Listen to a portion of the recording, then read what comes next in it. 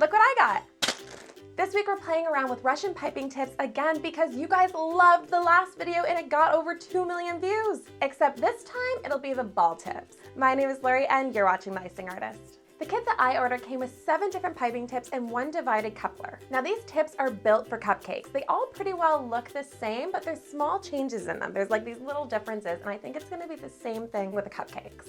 I was really careful when cutting the hole in my piping bag because these have this like fat ball ends on them. So I just cut it big enough so it slide over that ball tip, but not too big that the tip would just, go falling out of the bag. And of course made some bright and colorful icing. If you guys want my full recipe, I will leave a link right here. You guys want to click the I will also leave a link down below in the description box. And hey, while you're down there, don't forget to click the subscribe button and the thumbs up button. The first tip we're gonna be using has these like straight stripes on the side of it and this little star on the end. I twisted my piping bag going like back and forth while like squeezing out the icing to give it this really wavy look, because that's what I saw everybody else do and it seemed to work pretty good. The one thing about these tips, they do leave like this hole at the top of the cupcake, which can look a little off. What I saw most people do was put candy in the top of it, but I thought we would fill it up with like the matching icing. So I just used my 1M piping tip, which is like my go-to cupcake piping tip, and you can't even tell there was a hole in there. The next tip we're going to use has the same straight stripes, except this time it has a closed off end. I use the same technique again, and it looks very similar, except I noticed that this one has a deeper hole in it, I guess because it had the closed off end. So again, just going to fill that up with icing.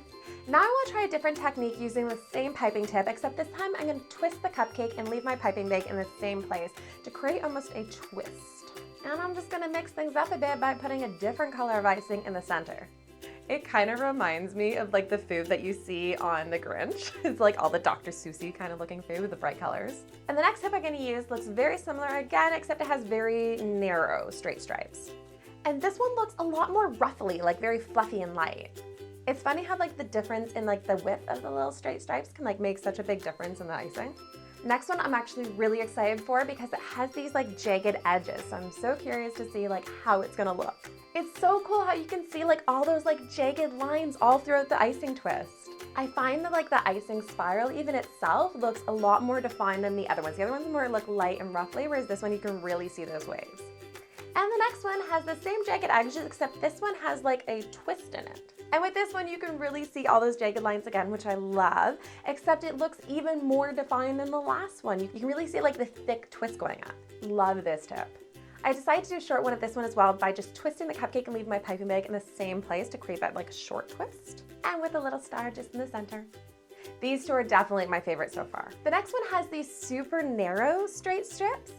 Well, this is gonna be interesting.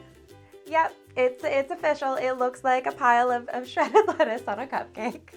I guess it would work really well for like a taco cake or, a salad cake. As humorous as the tip is, I don't know how practical it is.